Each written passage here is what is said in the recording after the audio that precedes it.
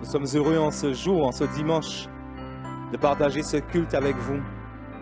Une fois de plus, nous voulons que notre Dieu soit élevé. Nous voulons nous unir peut-être dans nos maisons, dans nos voitures, peut-être même là où nous travaillons. Et nous voulons célébrer notre Dieu.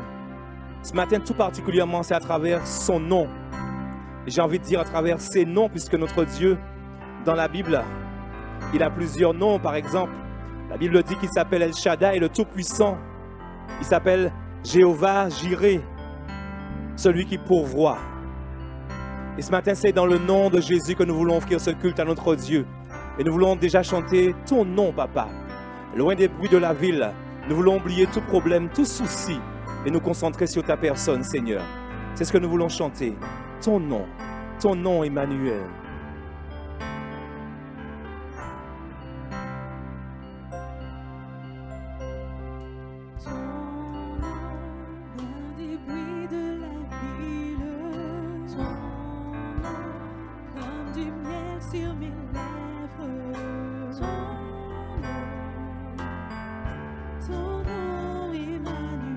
On va redire la même chose. Ton nom loin des bruits de la ville.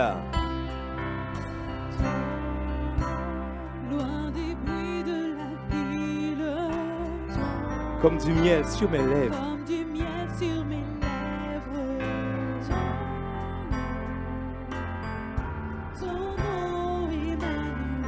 Son nom est comme un parfum de grand prix. C'est ce que nous voulons dire avec vous là où vous êtes.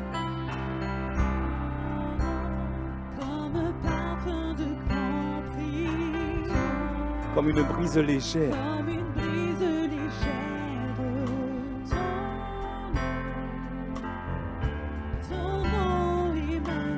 On va redire la même chose. Ton nom, loin des bruits de la ville.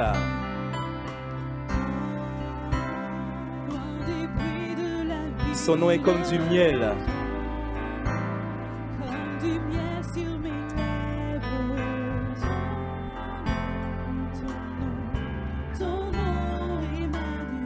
Son nom est comme un parfum de grand prix. Chante avec nous ce chant. Ton nom comme un parfum.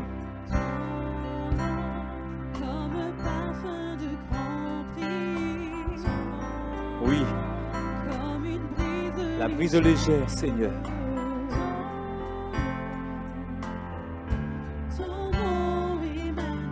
Et nous allons dire que notre Dieu, il est solide. Solide comme le roc.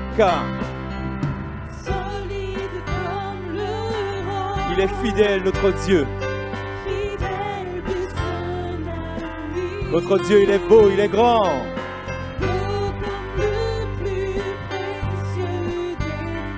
Est-ce que tu peux le redire avec nous? Solide, solide comme le roc.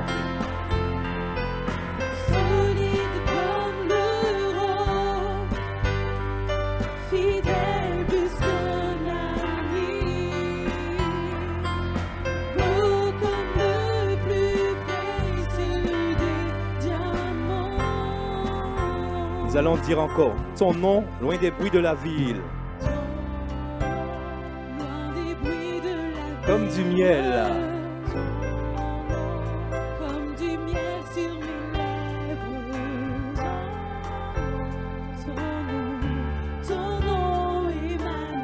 Son nom est comme un parfum de grand prix. Un parfum de grand prix.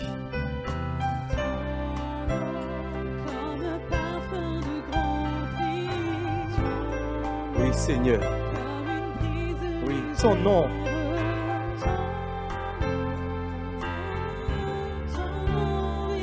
Et nous disons solide comme le roc. Notre Dieu, il est solide. Oh oui, Seigneur. El Shaddai. Jéhovah Jireh.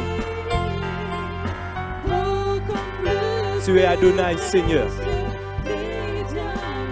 Chante avec nous, solide comme le roc.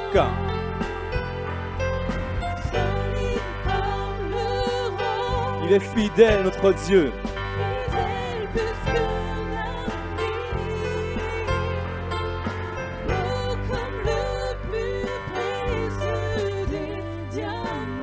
La musique continue, seulement la musique. Adore ton Dieu là où tu es. Réalise que ton Dieu il est grand. Réalise que ton Dieu il est puissant. Réalise qu'il est Jéhovah Rapha, l'Éternel qui te guérit. Jéhovah Nissi, l'Éternel ma bannière. Jéhovah Shalom, l'Éternel ma paix. Jéhovah Jireh, celui qui pourvoit pour toi ce matin. Jéhovah Shammah, l'Éternel est ici. Alors tu peux le louer, le proclamer, le célébrer et t'appuyer sur lui. Parce qu'il est une branche solide. Il n'est pas une branche cassée, mais une branche solide. Et nous voulons encore dire solide comme le roc. On va le dire, solide comme le roc. Solide, on y va. Oui, tu es solide, mon roi.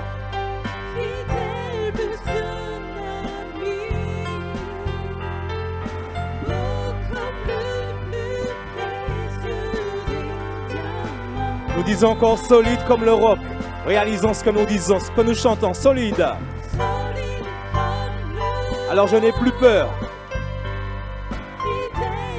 J'ordonne ce matin la peur de s'éloigner de moi.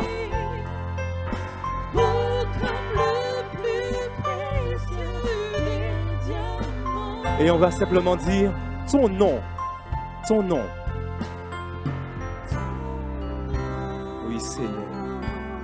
Jésus. Chante avec nous ton nom. Alléluia. Ton nom. Encore une fois, ton nom. La Bible dit que dans le nom de Jésus, les malades sont guéris. Dans le nom de Jésus, ils saisiront des serpents. Dans le nom de Jésus, s'ils boivent quelques breuvages mortels, cela ne leur fera aucun mal. Dans le nom de Jésus, ils parleront de nouvelles langues. C'est ce que nous voulons proclamer sur ta vie, sur nos vies. Que dans le nom de Jésus, dans le nom de Jésus, nous sommes plus que vainqueurs. Alléluia. Ton nom, Emmanuel. Alléluia. Merci Jésus. Merci Jésus. Nous voulons continuer ce temps d'adoration. Dans le livre d'Apocalypse, au chapitre 5, au verset 11, nous lisons « Je regardais et j'entendis la voix de beaucoup d'anges autour du trône, et des êtres vivants et des vieillards, et leur nombre était de myriades, et des milliers de milliers. Ils disaient d'une voix forte, « L'agneau qui a été immolé est digne de recevoir la puissance, la richesse, la sagesse, la force, l'honneur, la gloire et la louange. » Et ce matin, nous voulons offrir tout cela à l'agneau immolé. C'est ce que nous voulons chanter. Adorons.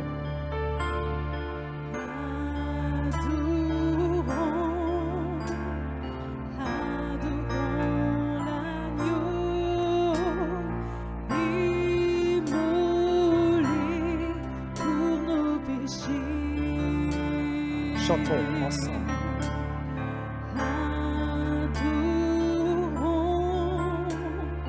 Adorons l'agneau immolé pour nos péchés. Parce que lui seul est digne, lui seul. Lui seul est digne de recevoir nos louanges.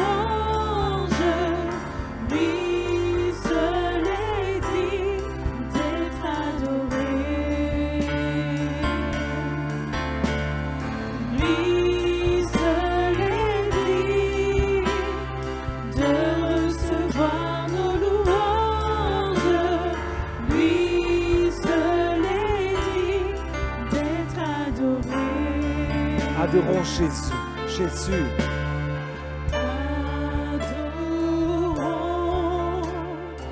Adorons Jésus,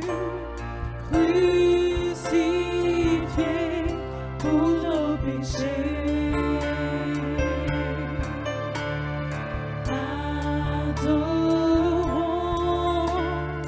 Adorons Jésus, crucifié pour nos péchés. Parce que lui seul est digne, Jésus. Lui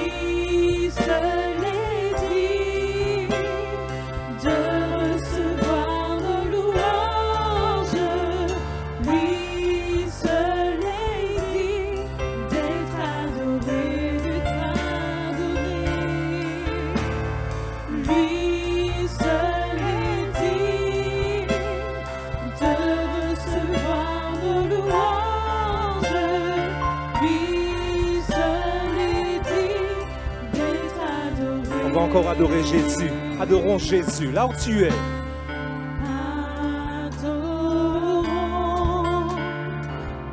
Adorons Jésus, crucifié pour nos péchés,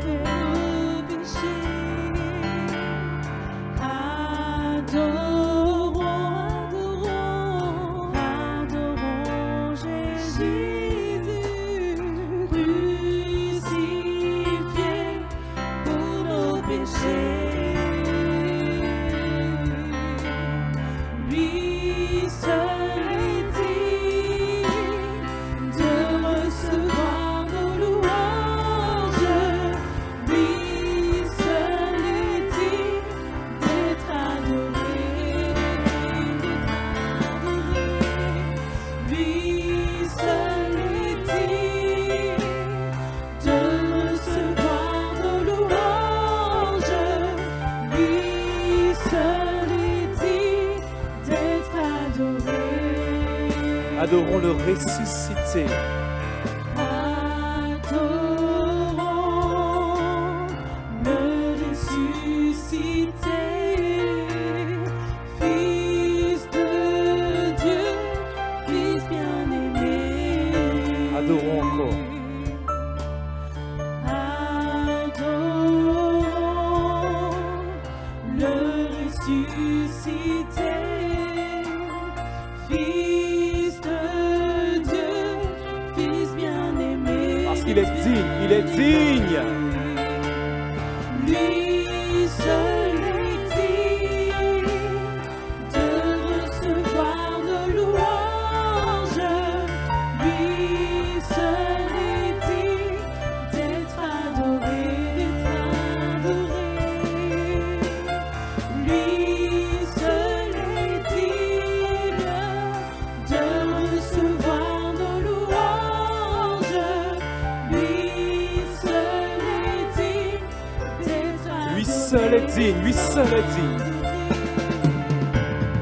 Lui seul est digne de recevoir nos louanges. Lui seul est digne d'être adoré. Lui seul est digne. Lui seul est digne de recevoir nos louanges. Lui seul est digne d'être adoré. Tandis que la musique continue, adorons-le, adorons-le. Oui Seigneur, oui Seigneur. Adore ton Dieu là où tu es. Et si tu es baptisé de l'Esprit, alors adore-le en langue nouvelle. Les langues qu'il t'a données, adore-le avec les langues qu'il t'a données. Tu es chez toi, tu es avec ton Dieu, dans ta chambre, là où tu es, dans ton salon, et peut-être même dans ta voiture. Adore ton Dieu. Adore ton Dieu pour ce qu'il est. Adore ton Dieu pour ce qu'il est. Adore ton Dieu pour ce qu'il est. Laisse ton âme s'élever. Laisse ton âme s'élever devant ton Dieu. S'il le faut, prosterne-toi devant lui. Oh Jésus, ce matin, nous t'adorons. Ressuscité, ce matin, nous t'adorons. Nous te célébrons. Nous réalisons combien tu es grand. Combien tu es puissant. Combien tu es grand. Alors sois adoré, Seigneur. Sois adoré. Sois adoré. Là où tu es, là où tu es. Exprime-toi devant ton Dieu. Exprime-toi devant ton Dieu. Jésus. Encore une fois, exprime-toi devant ton Dieu. Jésus. Nous t'adorons, Jésus.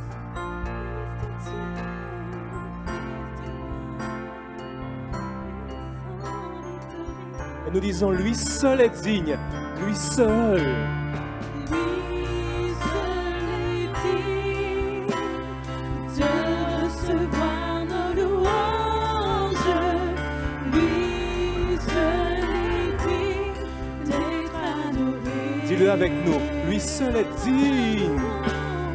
Lui seul est digne de recevoir nos louanges. Lui seul est digne d'être adoré. Une toute dernière fois. Lui seul est digne, il n'y en a point d'autre. Lui seul est digne de recevoir nos louanges. Lui seul est digne d'être adoré.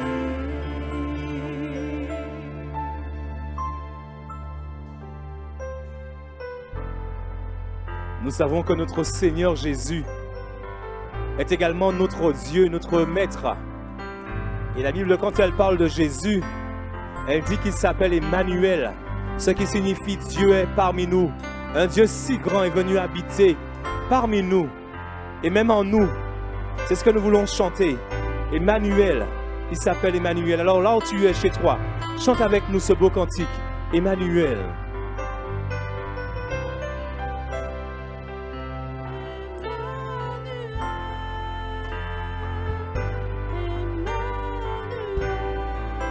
Il s'appelle.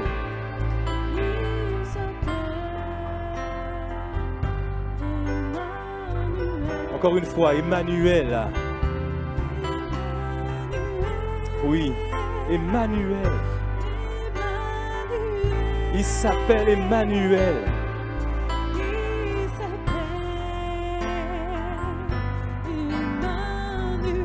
On va dire, Dieu se révèle parmi nous. Et son nom c'est Emmanuel.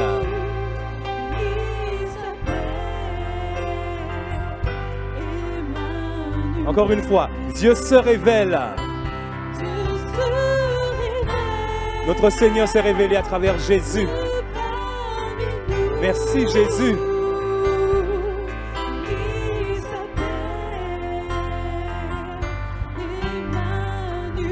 Alors nous disons Emmanuel.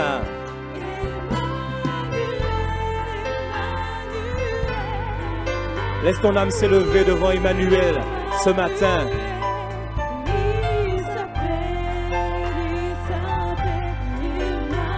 Encore une fois, nous disons Emmanuel. Dieu est parmi nous. Oui, nous te louons, Seigneur. Nous te célébrons, Papa.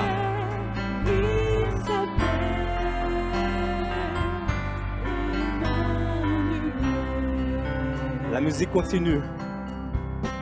Notre Dieu est venu habiter parmi nous. Le roi des rois, le Seigneur des seigneurs a quitté son trône de gloire. Et d'ailleurs, la Bible dit qu'il a toujours voulu habiter avec l'homme. Et que c'est le péché qui nous a séparés de lui. Mais il a offert Jésus, son Fils, afin de nous réconcilier avec lui, pour que nous soyons en communion avec lui ce matin. Alors nous voulons te bénir, Jésus. Nous voulons te bénir, Emmanuel. Merci. Et nous voulons dire encore Emmanuel. Emmanuel.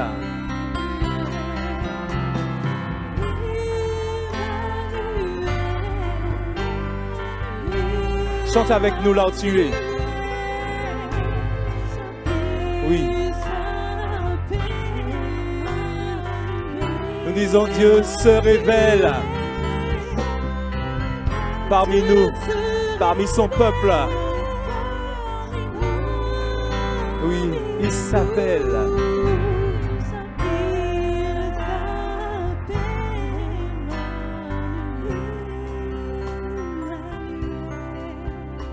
Merci Jésus. Merci Jésus.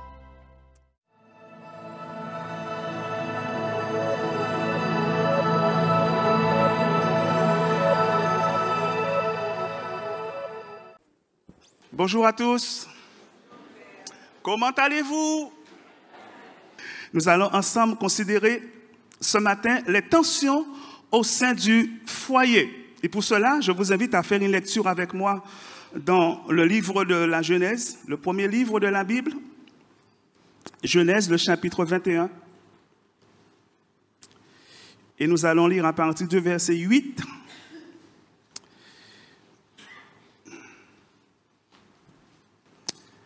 À partir du verset 8 jusqu'au verset 13. Genèse 21, verset 8. Je lis. L'enfant grandit et fut sévré. Et Abraham fit un grand festin le jour où Isaac fut sévré. Sarah vit rire le fils qu'Agar, l'Égyptienne, avait enfanté à Abraham. Et elle dit à Abraham, « Chasse cette servante et son fils, car le fils de cette servante n'héritera pas avec mon fils, avec Isaac. » Cette parole des plus forts aux yeux d'Abraham à cause de son fils. Mais Dieu dit à Abraham, « Que cela ne déplaise pas à tes yeux. Accorde à Sarah tout ce qu'elle demandera, car c'est d'Isaac qu'en sortira une postérité qui te sera propre. Je ferai aussi une nation du fils de ta servante, car il est ta postérité. » Amen. Te bénissons, Seigneur, et nous te rendons grâce. Et nous prions encore, Seigneur, que ta parole puisse trouver place sur le chemin de nos cœurs. Prions que tu nous donnes des cœurs disposés, un esprit à recevoir tout ce que tu as à nous dire en ce matin, oh Dieu. Que par ta parole tu nous enseignes, que par ta parole tu nous instruis, que par ta parole tu parles à nos cœurs comme tu sais parler au cœur des hommes, oh Dieu. Nous avons besoin d'entendre ta voix, tes conseils, car ta volonté nous voulons faire et non la nôtre, oh Dieu. Puisses tu bénis nos cœurs au travers de ta parole et qu'à ton nom revienne toute la gloire et cela dans le nom de Jésus. Amen. Au travers de cette lecture que nous avons lue, nous réalisons qu'au sein du couple Abraham, à ce moment précis, il y avait une certaine tension entre Abraham et Sarah, son épouse. Le verset 9 nous dit ceci, verset 9. Sarah vit rire le fils qu'Agar, l'Égyptienne, avait enfanté à Abraham. Elle a vu rire Isaac. Et elle dit à son mari, verset suivant, « Chasse cette servante et son fils, car le fils de cette servante n'héritera pas avec mon fils, avec Isaac. » Frères et sœurs, chers amis, nous ne savons pas pourquoi Ismaël a ri. Nous ne savons pas non plus comment il a ri. Est-ce que c'était un rire moqueur? Est-ce que c'était un rire extravagant?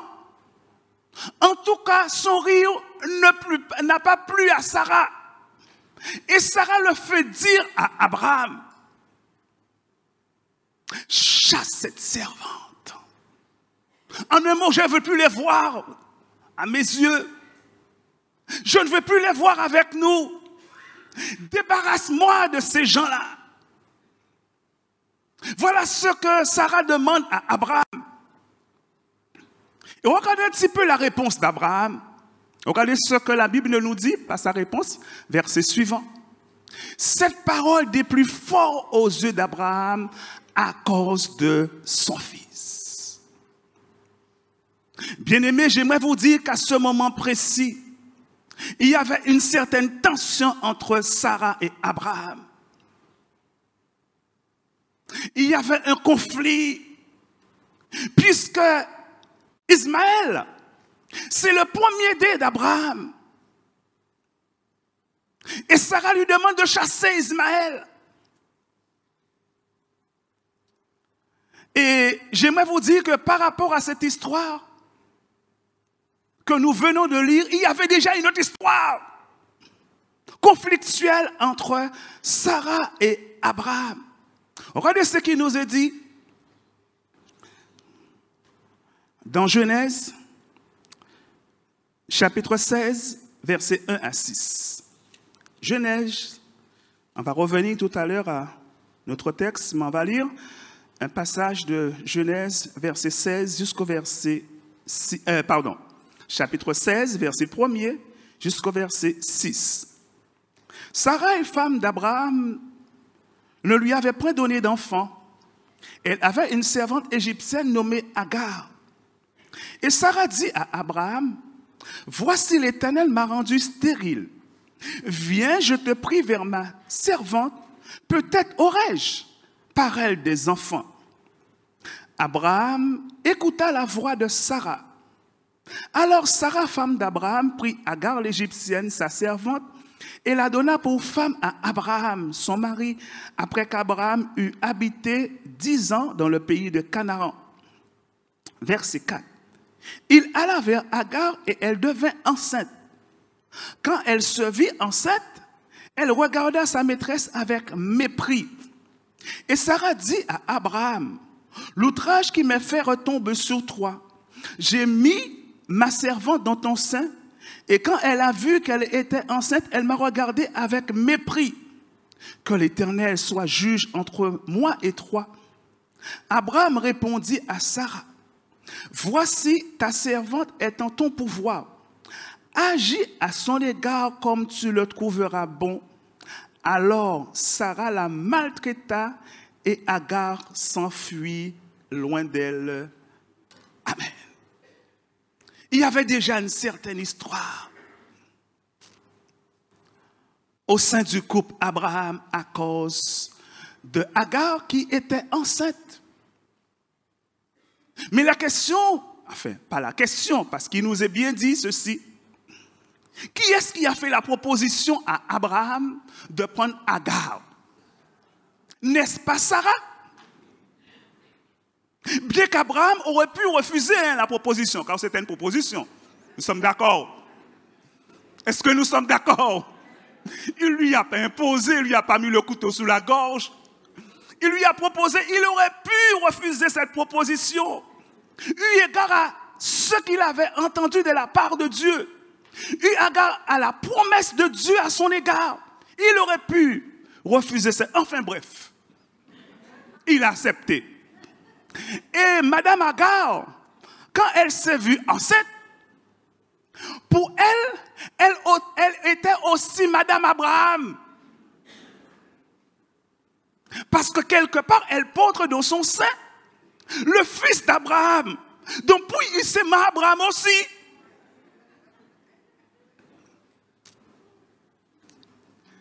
Et cela n'a pas plu à Sarah. Et Sarah l'a maltraité.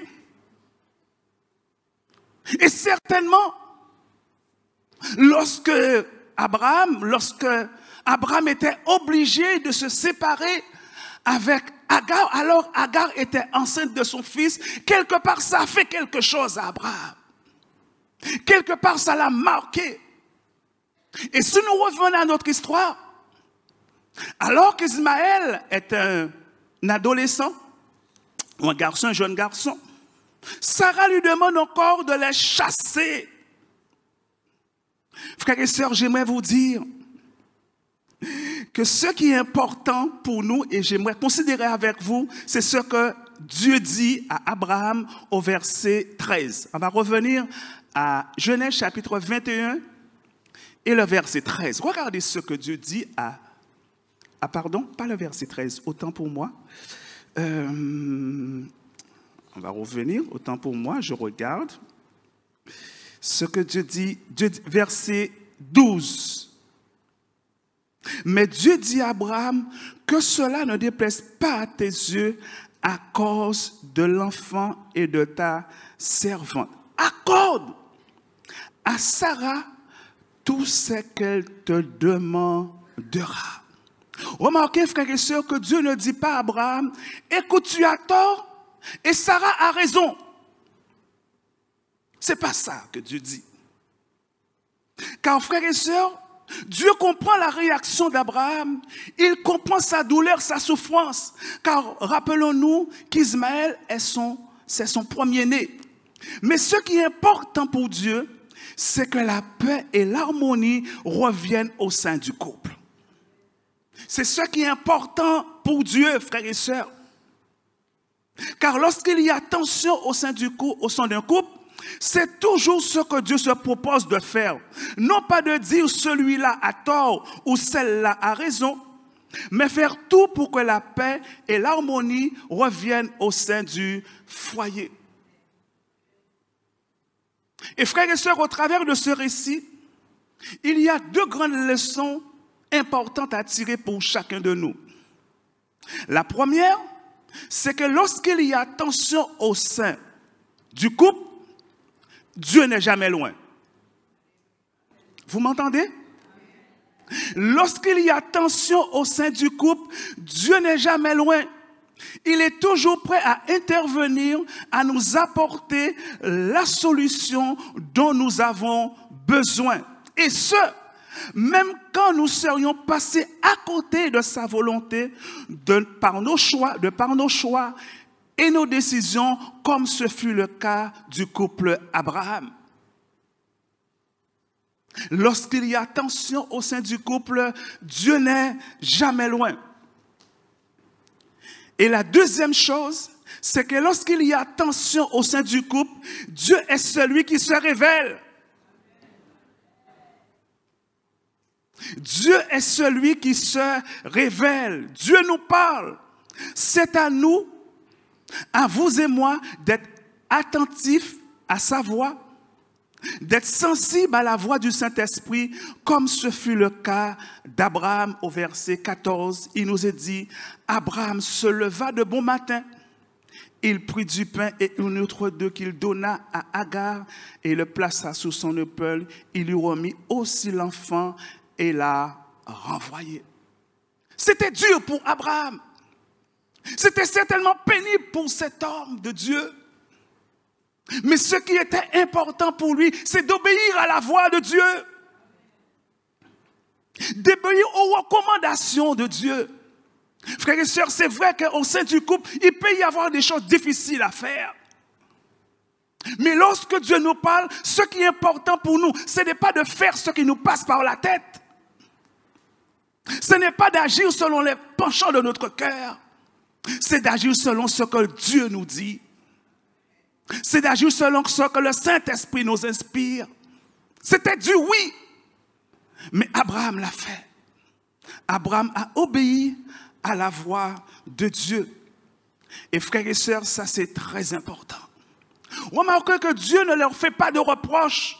Comme pour le dire, est-ce qu'ils ont songé sans te dire autres? Dieu ne leur fait pas de reproches. Bien que malheureusement, ils sont passés à côté du plan de Dieu, ils sont passés à côté de la volonté de Dieu. Dieu ne leur dit pas à présent, pour responsabilité à eux, débrouillez eux, tant pis pour eux. Frères et sœurs, notre Dieu, elle est Dieu miséricordieux.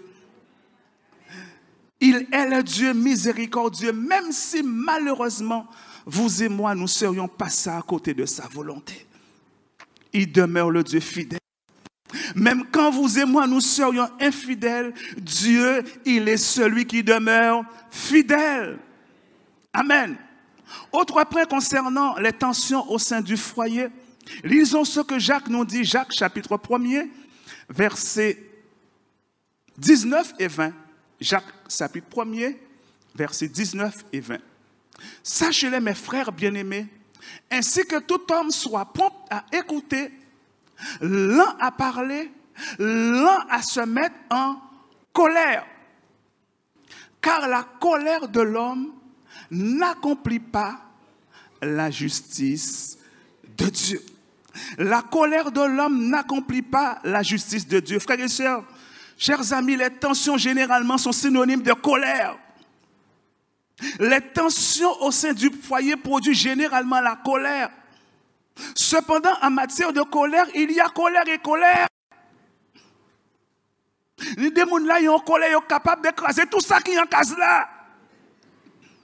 Pourquoi? Parce qu'ils ont colère. Mais après écraser tout ça, il faut acheter d'autres. Est-ce que nous sommes d'accord?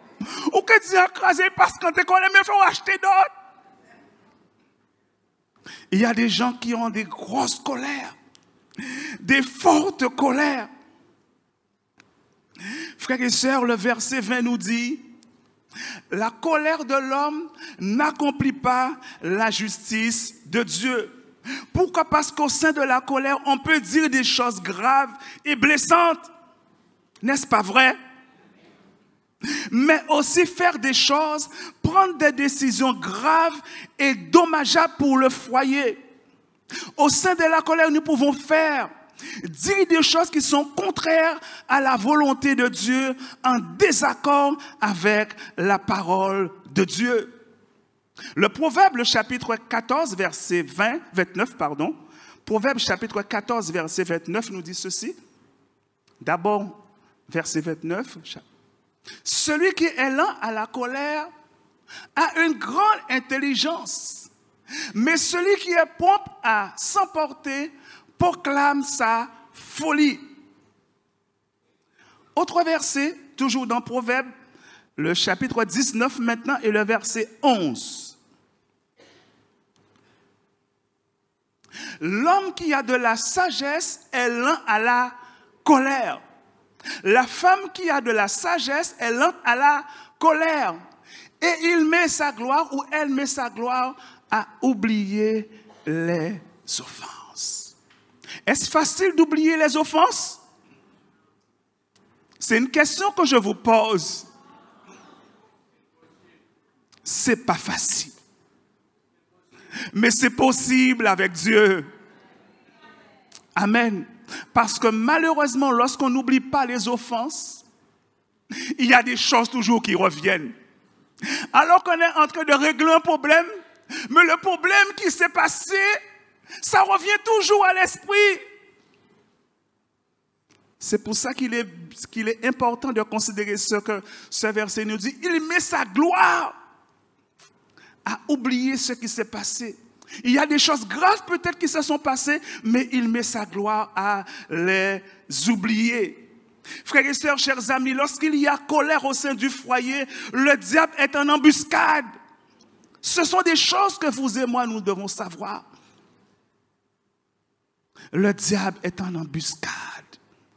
Il est aux aguets pour nous influencer, pour nous pousser à dire ou à faire des choses que nous allons regretter par la suite.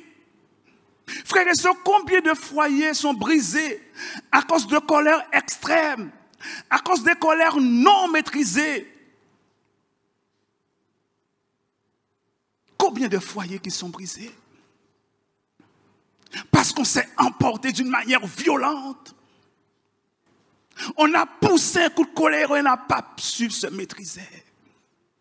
Ça a causé énormément de dégâts. Et des dégâts qui auraient été irréversibles pour la bonne harmonie du couple. Ce sont des choses qui arrivent, frères et sœurs. Ce sont des choses auxquelles vous et moi nous sommes concernés. C'est pour ça qu'il est important qu'on en parle. Il ne faut pas se priver d'en parler. Il faut ne pas avoir peur d'en parler. Car ce sont des réalités que vous et moi, nous vivons au sein de notre couple. Ce sont des choses que nous vivons. C'est pour ça qu'il nous est dit fort bien, la colère de l'homme n'accomplit pas la justice de Dieu.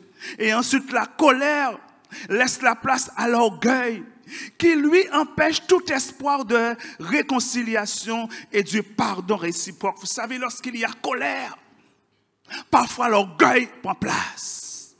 Et lorsque l'orgueil prend place, il empêche la réconciliation, il empêche l'esprit de pardon. C'est moi qui n'ai raison, et plier bas. Il faut savoir que c'est moi qui n'ai raison à la faire ça. Ça, c'est l'orgueil. Et qu'est-ce que la Bible nous dit concernant l'orgueil? Dieu résiste aux orgueilleux, mais il fait toujours grâce aux humbles. Amen. Ça, ce sont des choses à considérer, frères et sœurs. Toujours concernant les tensions au sein du couple, frères et sœurs, les tensions au sein des foyers, c'est une réalité auquel tous les foyers du monde sont confrontés. Il n'y a pas de foyer qui ne connaisse pas des tensions en son sein. Ça, il faut le savoir. Tous les foyers du monde, il y a des tensions. Regardez un petit peu le couple Abraham. C'est pour ça que j'ai pris avec vous cet exemple-là. Pourtant, Abraham, c'est l'ami de Dieu, un homme que Dieu a parlé. Dès le commencement, Dieu s'est servi de cet homme. Pourtant, il y avait une tension au sein de ce couple. Donc, les tensions, ça existe, frères et sœurs, chers amis, au sein de tous les foyers de la terre. Tension par rapport à une situation difficile et pénible. Tension entre conjoints. Tension entre enfants. Ça arrive que les enfants ne s'entendent pas, n'est-ce pas vrai? N'est-ce pas vrai, frères et sœurs? Ça arrive que nos enfants ne s'entendent pas, alors qu'on fait tout pour qu'ils puissent s'entendre. Alors qu'on les éduque pour qu'ils puissent s'entendre. Mais ça arrive que le courant ne passe pas entre eux à un certain moment. Il y a une certaine tension qui règne au sein du foyer. Et nous, en tant que parents, nous devons gérer cette tension-là. N'est-ce pas vrai, frères et sœurs? Il faut la gérer. Et il faut la gérer avec la grâce de Dieu, avec le secours de Dieu. Frères et sœurs, chers amis, pour mener à bien toutes ces choses, vous et moi, nous avons besoin de toute la sagesse qui vient de Dieu. Amen. Jacques, le chapitre 1er, le verset 5 nous dit, Jacques, chapitre 1er, si quelqu'un d'entre vous manque de sagesse, qu'est-ce qu'il doit faire? Qu'il la demande à Dieu et après, qu'il donne à tout simplement et bon Dieu peut faire au poche, frère, moi. Si vous avez manqué de sagesse, demandez sagesse. Ma soeur, s'il te manque de la sagesse, demande à Dieu de la sagesse. Bien-aimés, j'aimerais vous dire que vous et moi, nous n'aurons pas d'excuses devant Dieu par rapport à une tension qui aurait mal tourné au sein du foyer. Parce que la Bible est claire. Si tu manques la sagesse, demande à Dieu. Et Dieu qui est fidèle t'accordera la sagesse qu'il te faut pour mener à bien la vie au sein du couple, pour que l'harmonie soit toujours maître au sein du couple. Amen. Bien-aimés, ce sont des choses importantes, ce sont des choses à considérer. Frères et sœurs, il ne faut surtout pas s'affoler ni de se décourager, mais faire confiance à celui qui nous a fait la promesse d'être avec nous tous les jours de notre vie. Amen. Lorsqu'il y a tension, il ne faut pas s'affoler, mais il faut faire confiance à celui qui nous a fait la promesse d'être avec nous tous les jours. Frères et sœurs, prenons un exemple. Les tensions dans le domaine des finances. Je ne parle pas des personnes qui gèrent mal, mais je parle des situations où parfois l'argent manque au sein du foyer. Lorsqu'on n'arrive pas à joindre le debout, ce sont des choses qui arrivent, n'est-ce pas vrai, frères et sœurs? Ça vous est jamais arrivé? Ou Marie-Josée, ça à nous seulement ça arrive? Mais oui, mais vous ne me répondez pas. Donc je peux croire que ça nous arrive parfois. Il y a des fois où c'est difficile, frères et sœurs. N'est-ce pas vrai? À moins que je vis ou je suis ce matin dans une église où tout le monde est financièrement bien portant. Ce sont des choses qui arrivent, frères et sœurs, parfois.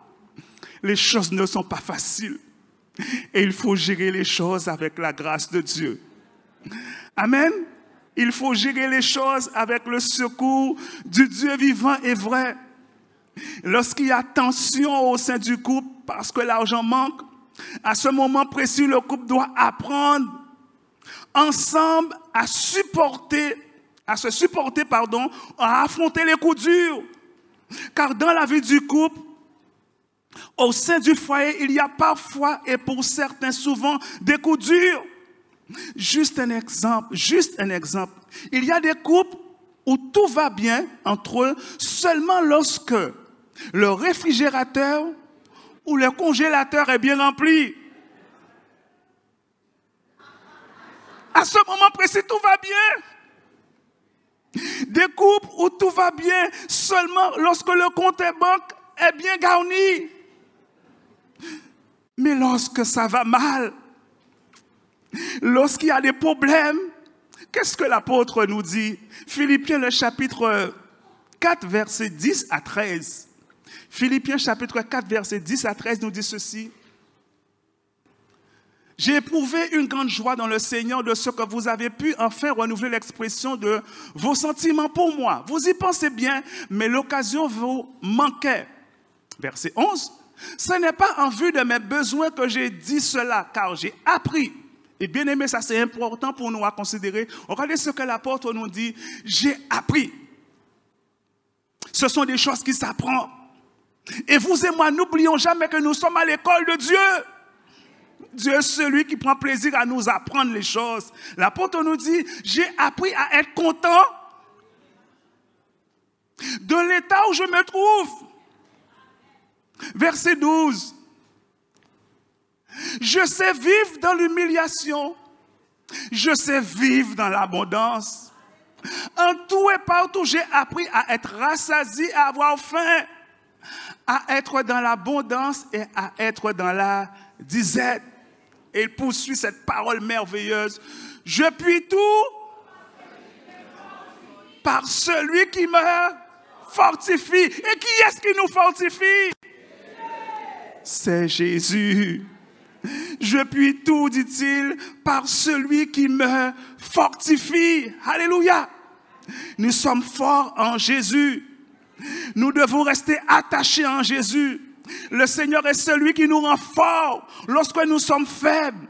Il est celui qui nous encourage lorsque nous sommes découragés. Car ça nous arrive d'être découragés au sein du foyer. N'est-ce pas vrai, sœur? Mais il est celui qui nous encourage. Il est celui qui nous aide à tenir bon. Et nous dit, tiens bon, je suis avec toi. Continue, je suis avec toi. Sois fort, je suis avec toi. Il est celui qui prend soin de chacun de ses enfants, sans exception. Donc, mon frère, ma soeur, par rapport à ta situation, sache que tu n'es pas oublié par le Seigneur. Est-ce que tu m'as entendu, mon frère, ma soeur? Sache que tu n'es pas oublié par le Seigneur. Il vient à ton secours. Sois patient et fais-lui confiance. Car jamais, au grand jamais, Dieu ne délaisse ceux et celles qui se confient en lui. Amen. Amen. Et je vais terminer sur ce point avec quelques conseils pratiques. Cela arrive que l'un des conjoints, parfois les deux conjoints, gèrent mal le budget du foyer. Et ils s'étonnent après qu'en fin de mois, ils n'arrivent pas à joindre les deux bouts. Apprendre à regarder sans acheter. Je ne sais pas si cela vous arrive. Il faut apprendre à regarder sans acheter. Un conseil, frères et sœurs, faisons attention aux 4 fois sans frais. Car cela peut être une opportunité, mais aussi un piège. Est-ce que vous m'avez entendu? On n'a pas dit si ça est arrivé, non, parce que j'ai pris l'exemple de « Sache que nous gérons mieux ». Marie-Josée, on essaie de gérer au mieux. Mais je prends des exemples, c'est pour vous aider à bien comprendre, frères et sœurs. Faites attention aux 4 fois sans frais. Et vous savez, même dans les grandes surfaces, cela nous est proposé. Faisons attention, frères et sœurs. Autre chose, autre conseil. Nous qui sommes en couple, lorsque nous avons un achat coûteux à faire, pensez à aviser l'autre, ne serait-ce que par le téléphone. Lorsque nous avons une décision importante à prendre et qui peut être coûteuse pour le budget du foyer, exemple, une petite croisière, pas prendre décision là, vous tout seul. Assure-toi du budget. Ah, pas parce qu'un man, un tel émission, un tel parti en croisière, pour un vie parti en croisière aussi. Mais si un tel aimant, un tel il est moyen, mais nous pas les mêmes moyens. Est-ce qu'on s'entend bien, frères et sœurs? Parce qu'il y a des fois, c'est des détails qui causent des problèmes au sein des couples. Parfois, c'est ce genre de situation qui cause problème. Et parfois, des problèmes graves au sein des couples. Un dernier conseil, frères et sœurs. Lorsque le budget est serré, évitons également les surprises et les cadeaux trop coûteux. En créole, nous avons dit, pas prendre chapeau plus haut que ou peut prendre. Amen. Pas jamais prendre chapeau plus haut que ou peut prendre. Amen. Amen. Ça, c'était pour les tensions au sein du foyer. On va passer à un autre point, si vous le voulez bien. Les ruses du diable contre la famille au sein du foyer. Éphésiens, le chapitre 6 et le verset 11. Éphésiens, chapitre 6, verset 11 nous dit ceci. Revêtez-vous de toutes les armes de Dieu afin de pouvoir tenir ferme contre les ruses du diable. Retenez cette expression, contre les ruses du diable. Frères et sœurs, s'il est vrai, comme nous l'avons dit et lu, que la famille est une institution divine, c'est Dieu lui-même qui en est le concepteur. Cependant, nous devons savoir que le diable, Satan, a toujours cherché et cherchera toujours à détruire ce que le Dieu créateur de toutes choses a pris soin de construire. Et ce, depuis la création. Souvenez-vous de nos premiers parents dans le jardin d'Éden. Qu'est-ce que le diable leur a dit? Dieu a-t-il réellement dit? C'est un verset que nous connaissons. Le mot rusé qui revient. Non, on va revenir, pardon. Genèse chapitre 3, verset 1. J'aimerais juste te dire une chose par rapport à cela. Le serpent était le plus rusé de tous les animaux des champs que l'Éternel avait fait. Et il dit à la femme, Dieu a-t-il réellement dit? Retenez cette expression, le serpent était le plus rusé. Le mot rusé qui revient. Frères et sœurs, lorsque Dieu nous demande de faire ou de ne pas faire certaines choses pour la bonne marche du foyer, l'ennemi, le diable, vient le plus souvent pour nous dire, Dieu a-t-il réellement dit? Et je vais prendre un exemple pour vous aider dans la compréhension, un exemple concret. Lorsqu'il y a tension, il y a crise, il y a désaccord au sein du foyer, qu'est-ce que la Bible nous demande? Qu'est-ce que Dieu nous dit, lui, Dieu? Qu'est-ce que Dieu nous dit? Vous ne savez pas? On va voir ce que Dieu nous dit. Dans Colossiens, le chapitre 3 et le verset 13. Il y a tension, il y a crise, il y a désaccord. Qu'est-ce que Dieu nous dit? Regardez ce que Dieu nous dit. Supportez-vous les uns les autres. Et s'il est à sujet de se plaindre de l'autre, qu'est-ce que Dieu nous dit? Pardonnez-vous réciproquement. De même que Christ vous a pardonné, pardonnez-vous aussi. Voilà ce que Dieu nous dit. Et lui, le diable, qu'est-ce qu'il nous dit? Dieu a-t-il réellement dit? Et ça se traduit par ceci. C'est moi qui n'ai raison. Vous savez, le a-t-il réellement dit? C'est un petit peu ça, ça se traduit. C'est moi qui n'ai raison. En quel montre qui m'ounaye? Vous avez jamais entendu ça? Ce sont des choses qui se disent dans les couples, mais aussi dans les couples chrétiens. En quel montre qui m'ounaye? En quel montre qui sont apaisés? Ou comprendre? En quel c'est débat? Jamais voir ça. En quel montre une expression que je me rappelle ma grand-mère utilisait avant. En quel montre combien calebasse, combien cuit, pardon, combien cuit qu'il y a dans calebasse. Vous connaissez cette expression? Je sais que c'est les grands qui le connaissent, les aînés. En quel montre comment cuit qu'il y a dans calebasse. Cuit, comment cuit qu'il y a dans calebasse. C'est ça qui se traduit, frères et sœurs. Dieu a-t-il réellement? C'est ça qu'on a dit, parce que Dieu nous dit de nous pardonner. Et le diable, c'est ça qu'il a dit nous. C'est pour ça, frères et sœurs, il ne faut jamais jeter la pierre sur nos premiers parents, parce que malheureusement, nous ne sommes pas meilleurs qu'eux. Lorsque Dieu nous dit certaines choses, on n'obéit pas forcément à la voix de Dieu. Il nous demande de pardonner. Est-ce que nous pardonnons? Pas toujours. Ou encore pas vraiment. Ou encore un petit peu, mais pas totalement. Ce sont des choses, frères et sœurs, que nous vivons au sein de nos foyers. Et ça, Dieu le sait. Vous savez, on ne trompe jamais Dieu, car il est celui qui connaît toutes choses.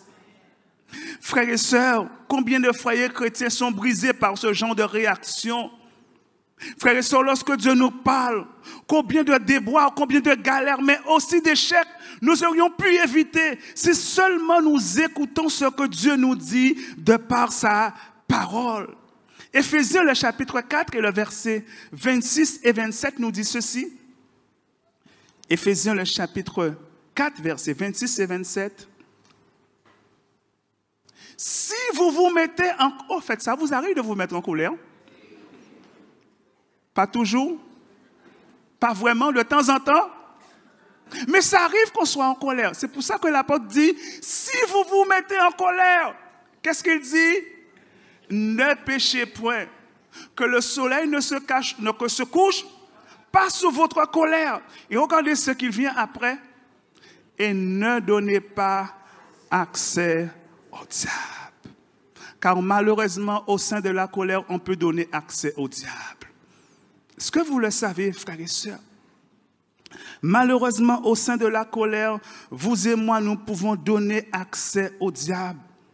Et comment donnons-nous accès au diable? En faisant des choses, en disant des choses qui sont en total désaccord avec la volonté de Dieu, avec la parole de Dieu. Frères et sœurs, nous devons faire tout avec la grâce de Dieu pour ne jamais donner accès au diable au sein de notre foyer. Ne jamais donner accès au diable au sein de notre foyer. Car lorsque nous nous donnons accès, lui, il fait des ravages. Lui, il fait des ravages. Et on revient à Colossiens chapitre 3, verset 13. Colossiens chapitre 3, verset 13. Supportez-vous les uns les autres. Supportez-vous. Qu'est-ce que cela veut dire? Qu'est-ce que cela signifie? Qu'est-ce que cela sous-entend de se supporter au sein du foyer? Qu'est-ce que cela veut dire? Se supporter. Je vais vous donner quelques indications. Supporter veut dire ceci, frères et sœurs. C'est apprendre à accepter les manquements, les défaillances, les faiblesses de l'autre. C'est aussi accepter de perdre, d'accepter d'avoir tort, même lorsqu'on a raison, pour sauvegarder et préserver l'harmonie au sein du foyer. Vous m'avez entendu? C'est accepter d'avoir tort. C'est facile d'accepter d'avoir tort lorsqu'on a raison? Pas du tout. Ou pas toujours. Mais c'est ça, ça veut dire se supporter. Ne pas forcément prêter le prêt comme pour imposer certaines choses, mais essayer de garder et de faire que l'harmonie règne et demeure. Car n'oublions jamais que lorsqu'il y a colère, le diable n'est jamais loin, frères et sœurs. Ne l'oublions jamais. C'est ça, ça veut dire se supporter. Car frères et sœurs, n'oublions jamais que le but du diable, son objectif, c'est de détruire la cellule familiale, de détruire les foyers et particulièrement les foyers chrétiens. Et cela par tous les moyens possibles et inimaginables. Jean le chapitre 10 et le verset 10 nous dit ceci. C'est un verset que nous connaissons, mais on va le lire rapidement. Jean chapitre 10, verset 10. Le voleur ne vient que pour dérober, égorger et détruire. Le but du diable, c'est de égorger, dérober, égorger et détruire. Et pour y arriver, pour atteindre son objectif, il profite des points faibles de chaque résident du foyer. Il profite des points faibles de chaque résident. Vous savez, chacun en nous, frères et sœurs, j'ai réalisé, et certainement vous le savez, nous avons nos qualités, mais nous avons également nos... Vous avez peur de dire les défauts? J'ai remarqué qu'on ne parle pas tellement des défauts. On met beaucoup en avant les qualités, mais on parle très peu des défauts. Nous avons des qualités, béni soit Dieu pour nos qualités, frères et sœurs. Mais malheureusement, vous et moi, nous avons nos défauts. Nous avons nos forces, béni soit Dieu pour les forces que nous avons en Jésus, mais nous avons également nos faiblesses. Amen. Vous savez pourquoi, frères et sœurs? C'est parce que nous sommes imparfaits. C'est parce que nous sommes humains. Amen. Et frères et sœurs, le diable, il va profiter de toutes les failles que nous avons, les faiblesses que nous avons. Donc c'est à nous, avec la grâce de Dieu, à rester toujours vigilants. Amen. À rester toujours vigilants, à ne point lui donner accès dans nos vies et surtout à ne point lui donner accès dans nos foyers. Le diable, il est acharné contre les foyers chrétiens. C'est pour cela que les foyers chrétiens sont... c'est parce que les foyers chrétiens sont les représentants de Dieu. Les représentants de Dieu, les représentants de Christ au sein de ce monde. Et l'apôtre Paul, écrivant aux Corinthiens, leur dit ceci. 2 Corinthiens chapitre 5, verset 20. 2 Corinthiens chapitre 5, verset 20 nous dit ceci. Nous faisons donc les fonctions d'ambassadeurs pour Christ, comme si Dieu exhortait par nous. Nous vous en supplions, au nom de Christ, réconciliez-vous avec Dieu. Mais retenez, nous faisons les fonctions d'ambassadeurs. Qu'est-ce qu'un ambassadeur? C'est une personne qui représente son pays, sa patrie. Et vous et moi, nous sommes les représentants de la patrie du Dieu vivant et vrai au sein de ce monde. Vous pouvez dire amen à ça, frères et sœurs? En tant que chrétiens, nous sommes les représentants de la patrie de Dieu au sein de ce monde. Frères et sœurs, si nous réfléchissons bien, combien de foyers chrétiens sont brisés et combien sont peut-être en péril à l'heure où nous parlons? Pourquoi? Parce que le diable est à l'œuvre. Le diable travaille pour la destruction, s'il est possible, de tous les foyers chrétiens. Mais heureusement pour nous, frères et sœurs, que Dieu veille et que Dieu travaille également pour que l'harmonie et la paix règnent et demeurent dans les foyers chrétiens. C'est pour cela, frères et sœurs, que vous et moi, nous devons faire comme les enfants d'Israël ont dit au prophète Samuel dans 1 Samuel, le chapitre 7 et le verset 8. 1 Samuel, chapitre 7. Regardez ce que les enfants d'Israël disent à Samuel. Ils dirent à Samuel, ne cesse point de crier pour nous à l'Éternel notre Dieu, afin qu'il nous sauve de la main des Philistins. Mais c'est plutôt la première partie. Ne cesse point de crier pour nous à l'Éternel. Frères et sœurs, vous et moi, nous ne devons jamais arrêter de crier à Dieu en faveur de notre foyer. Toujours prier Dieu pour notre foyer. Amen. Pour leurs conjoints, pour les enfants. Car Dieu, lui seul, a le pouvoir, la capacité de garder notre foyer de toute défaillance. Amen. Il a le pouvoir, la capacité de garder nos foyers de toute défaillance. Amen. Amen. Amen. On va prier le Seigneur. Demander au Seigneur de nous accorder sa grâce et son secours. Nous en avons besoin. Seigneur, tu connais toutes choses car rien n'est caché devant toi. Tu es notre Père et tu es notre Dieu. Et nous savons que nous pouvons compter sur toi en tout temps et en toutes circonstances. Tu es celui qui nous aime. Et ton amour pour nous est un amour sans pareil, oh Dieu. Nous prions que tu nous aides, oh Dieu. Au travers de ta parole, Seigneur, au travers de ce que tu nous as dit, ce que tu nous as enseigné en ce matin. Aide-nous à prendre en considération tout ce que tu nous as dit. Car tu nous as parlé pour notre bien, oh Dieu. Aide-nous à mettre en pratique ce que tu nous dis, oh Dieu. Car quand tu parles à tes enfants, c'est toujours pour leur bien. Car tu nous aimes tant, oh Dieu. Nous prions que tu bénis les foyers, Seigneur. Nous prions que tu bénis particulièrement les foyers chrétiens, oh Dieu. Nous prions que ta grâce repose sur les foyers chrétiens, oh Dieu. Seigneur, nous prions, Seigneur, pour les foyers chrétiens qui sont en difficulté, Seigneur. Seigneur, tu vois là où il y a une certaine tension. Tu vois là où il y a le conflit qui dure au sein d'un foyer, Seigneur. Permets qu'un esprit de réconciliation, permets qu'un esprit de pardon réciproque règne au sein de ce foyer, Seigneur. Permets que l'harmonie revienne au sein de ces foyers, oh Dieu. Nous savons que tu es celui qui nous aime. Et c'est dans ta volonté que les foyers chrétiens sont en bonne santé, oh Dieu. Alors, Seigneur, étends ta main et agis. Étends ta main, manifeste-toi. Père, nous ne pouvons rien te cacher, nous ne voulons rien te cacher, car tu vois toutes choses, oh Dieu. Nous savons que tu nous as créés à ton image, à ta ressemblance. Cela sous-entend que tu as des yeux, tu vois. Cela sous-entend que tu as des oreilles et tu entends, oh Dieu.